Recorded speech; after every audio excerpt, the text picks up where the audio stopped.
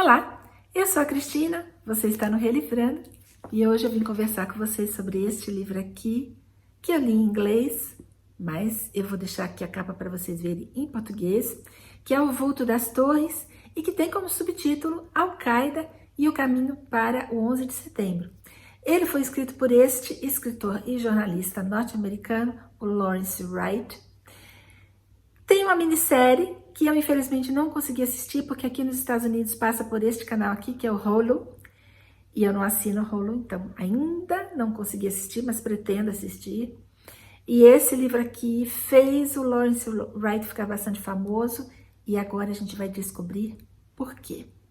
Bem-vindos!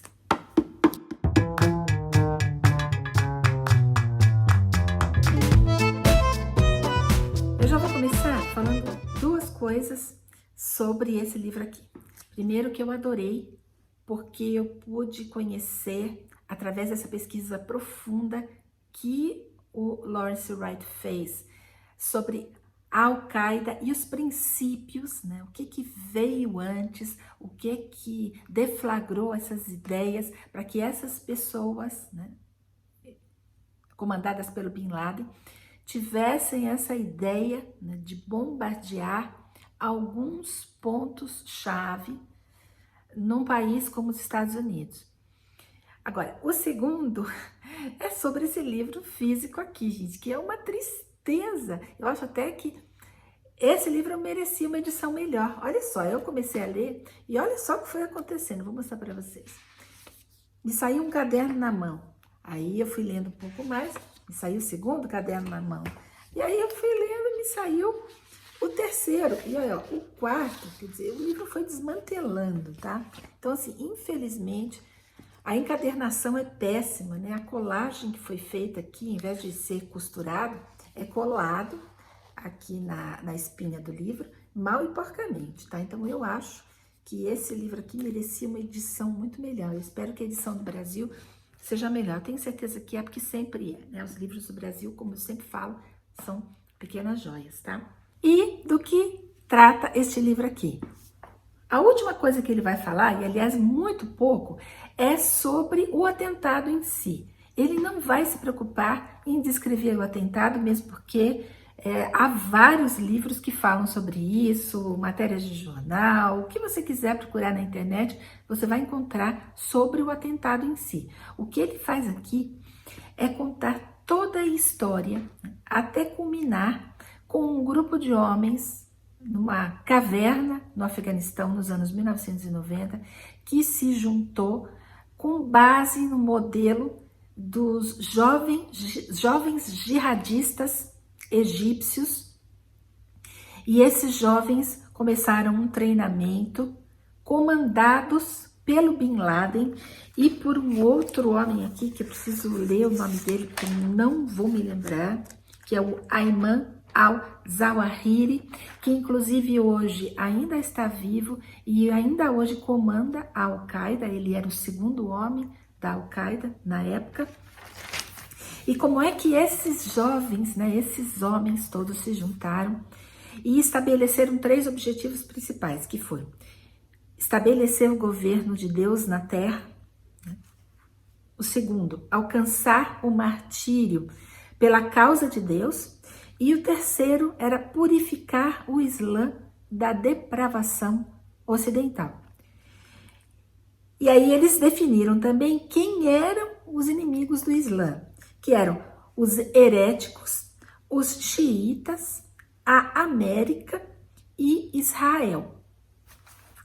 Com base nisso, depois de alguns anos de treinamento, o Bin Laden, que era o cabeça, o comandante disso tudo, lançou uma fátua, que eu inclusive imprimi aqui para mostrar para vocês o cabeçalho. Vocês encontram na internet, facinho, é só escrever lá, fátua Bin Laden.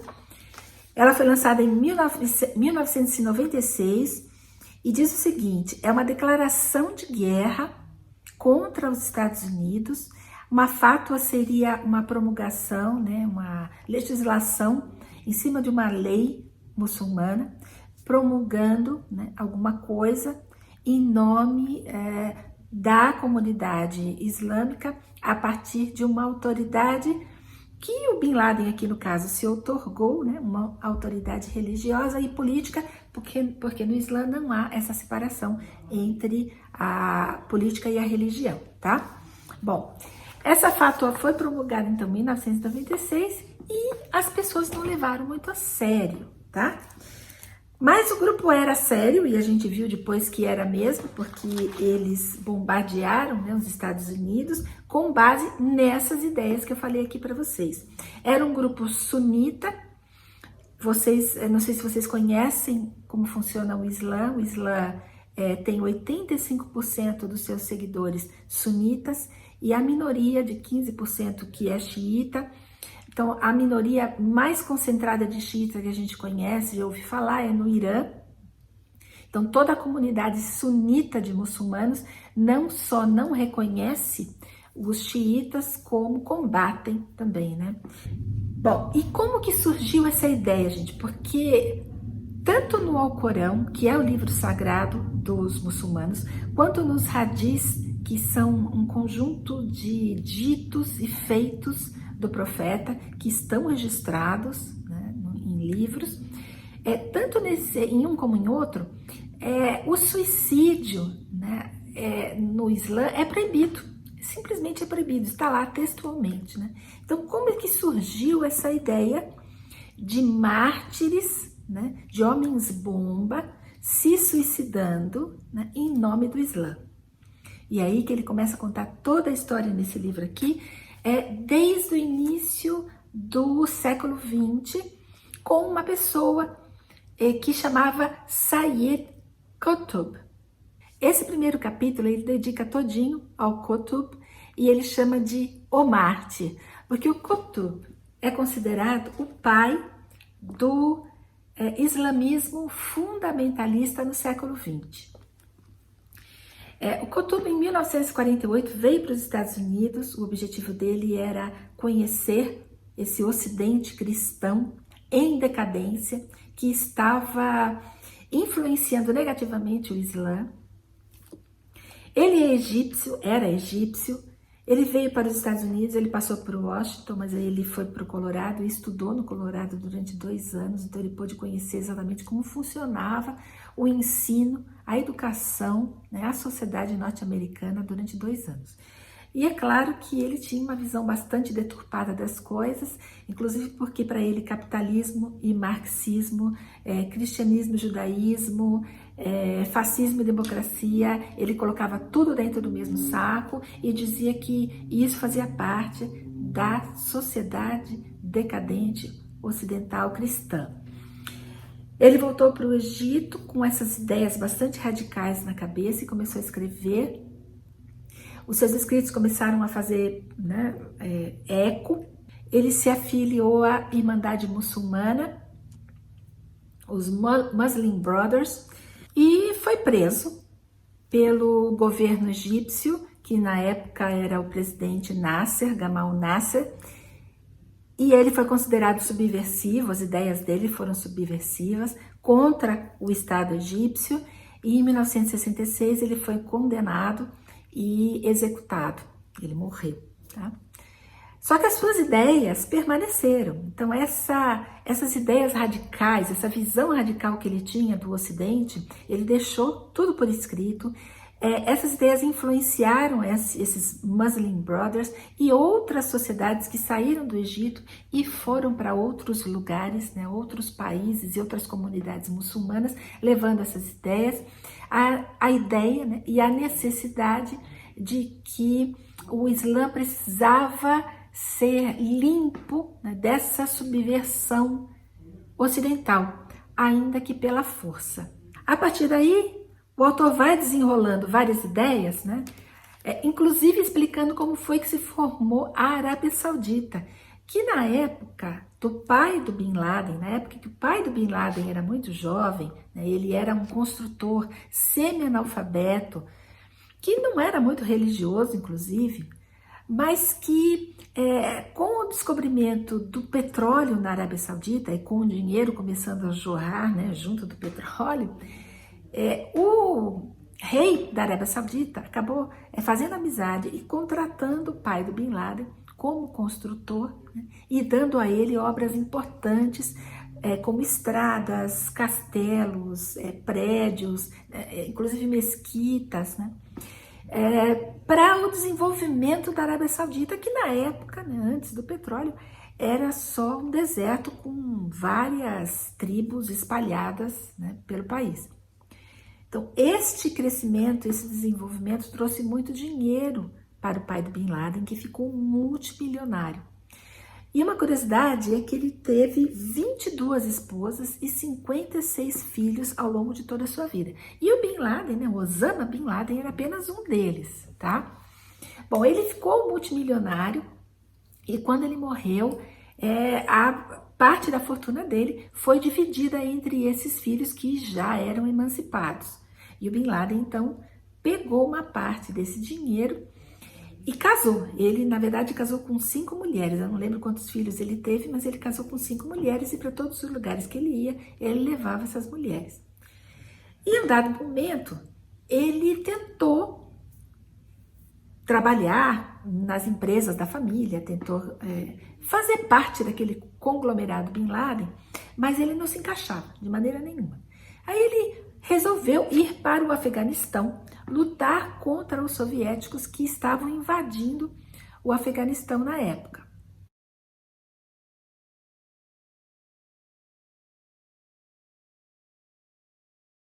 Ali ele se juntou a alguns outros combatentes. Ele passou a morar dentro de uma caverna, só que o Bin Laden era muito espartano, né? Ele morava, ele vivia e ele criava a família de uma maneira muito espartana, ele não gastava dinheiro à toa, tá? Então ele não tinha comodidades, né, como ele via na Arábia Saudita, né, aqueles irmãos dele, a família dele, toda gastando muito dinheiro, com jatinhos, com roupas, com viagens. Ele não fazia nada disso, ele era muito espartano, inclusive a família dele passava bem apertado, né, em termos de conforto, as mulheres e os filhos, e eles moravam então numa caverna. Ali eles passaram algum tempo, ele começou a radicalizar as ideias dele em relação ao Ocidente, principalmente aos Estados Unidos, que ocupavam algumas áreas que ele considerava pertencente aos muçulmanos, ao Islã, inclusive dando apoio a Israel. E esse ódio, né, essas controvérsias foram crescendo, né, dentro da cabeça do Bin Laden. Ele foi conhecendo pessoas, né, até o momento em que ele conheceu aquela pessoa que eu falei para vocês, que eu nunca lembro o nome. Deixa eu ver aqui a minha anotação. Eu nunca vou lembrar o nome desse homem. É Ayman al-Zawahiri. Ele era um radical egípcio, ele era, já na época em que ele conheceu o Bin Laden, era considerado um terrorista. E eles juntos, então, fundaram a Al-Qaeda. E criaram essa ideia de homens-bomba.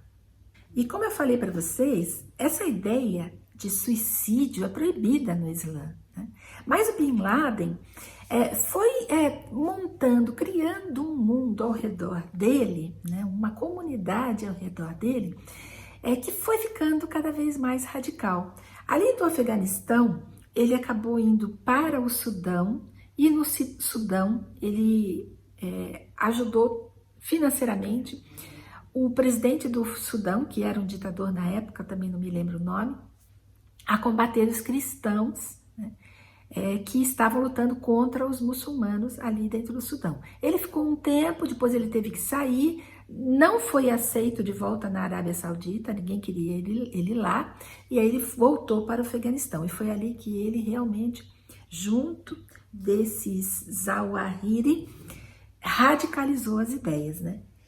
E olha só, gente, como pode funcionar a cabeça de um ser humano, porque na cabeça do Bin Laden, quando ele voltou para a caverna, né, quando ele teve que sair do Sudão, porque ele foi expulso, não pôde voltar para sua casa e teve que ir para o Afeganistão, morar numa caverna, isso teve para ele toda uma simbologia, porque quando o profeta Muhammad saiu de Meca e foi para Medina, ele se refugiou numa caverna, né? Então, para o Bin Laden, se refugiar com a família numa caverna, tinha toda essa aura né, profética, né, essa aura de pureza, né, longe da depravação ocidental. E uma coisa que eu acho que eu esqueci de falar é que tudo que o Bin Laden tentou fazer, né, tanto para empregar o dinheiro que ele tinha, quanto para ganhar dinheiro com negócios, com empreendimentos, foram fracassados, foram coisas fracassadas. Ele nunca conseguiu fazer nada em termos de empreendimento. Dentro dessa visão deturpada que ele tinha, ele acreditava que ali naquela caverna, ele havia entendido que tudo que havia acontecido de errado com ele, né, tanto as guerras que ele tentou deflagrar e não deram certo, né, os combates, quanto os empreendimentos financeiros que ele tentou fazer e não conseguiu, tudo aquilo ele teve um esclarecimento de que foi causado pelos Estados Unidos, né? Pelo grande Satã, pelo grande inimigo do Islã.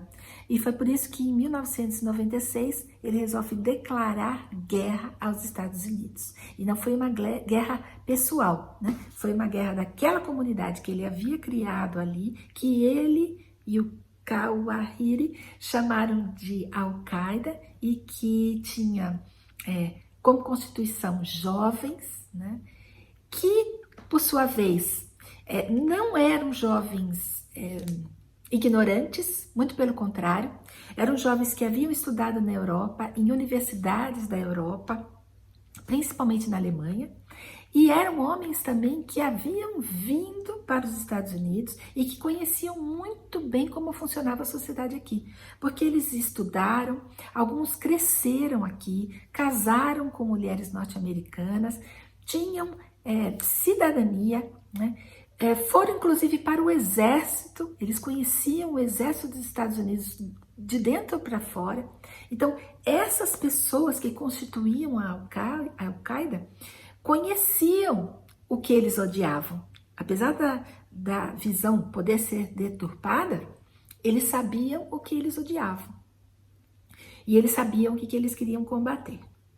Agora, gente, eu não sei se eu estou conseguindo me explicar, porque tem muita coisa aqui dentro. Eu espero que eu não tenha me enrolado muito, porque tem muito mais informação. Então, quando vocês pegarem e lerem esse livro aqui, vocês vão entender passo a passo como foi a formação de cada um dos membros da Al-Qaeda, né? E como foi a formação desse pensamento, né, do Bin Laden até chegar à conclusão que todos os problemas do Islã e todos os seus problemas pessoais como um mártir, né, foram causados pelo grande Satã ocidental, né, que era representado pelos Estados Unidos.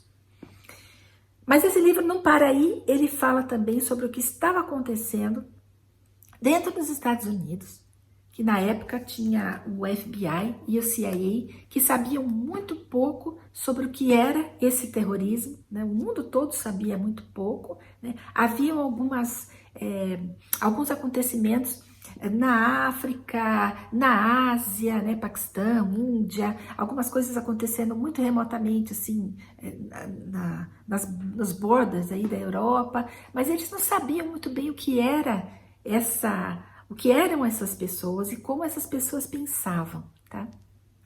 Então ele fala aqui o que estava acontecendo entre o FBI e o CIA, porque o CIA, o FBI só pode tratar de casos que acontecem dentro dos Estados Unidos.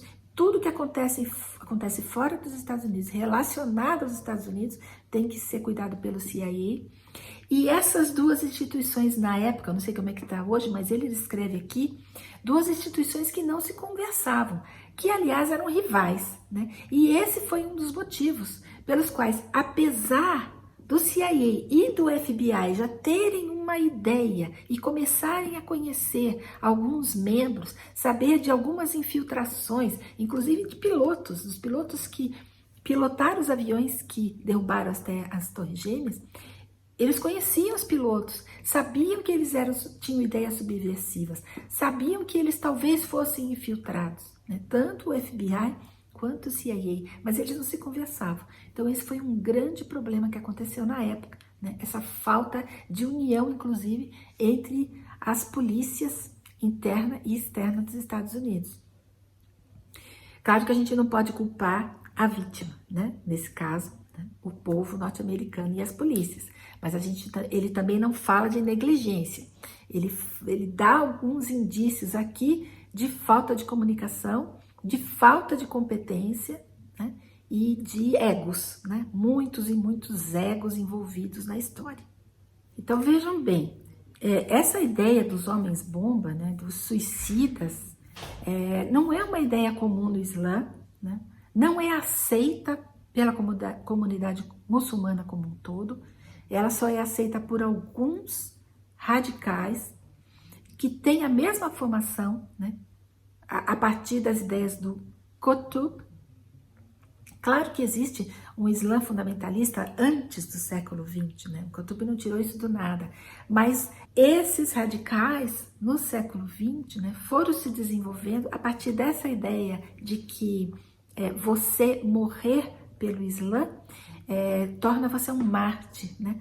E daí a justificativa do suicídio, né? Você morrer, dar a sua vida pela causa, de propósito inclusive, né? Você se suicidar em nome do Islã. Claro que é muito mais complexo. Eu tenho certeza que se vocês lerem esse livro aqui, vocês vão ter muito mais explicações do que o que eu consegui fazer aqui, porque é um livro muito completo. Quem se interessar pelo assunto, tenho certeza que não vai se decepcionar. Ele escreve de uma maneira muito gostosa, porque ele é um jornalista, né? Então ele torna o assunto muito mais interessante ao longo do livro. Se vocês quiserem saber um pouquinho mais sobre o Islã, eu posso até deixar depois aqui na descrição do vídeo alguns livros, né, para vocês entenderem o que é sunita, o que é xiita, né, o que é uma jihad, quem era o profeta Muhammad, né, como que essa religião começou, como que ela se espalhou. Quer dizer, tem muitos livros que a gente pode ler e se informar, porque inclusive há muita desinformação sobre o Islã. Tá? Principalmente no Brasil, a gente conhece muito pouco o Islã. E é isso, eu espero que vocês tenham gostado.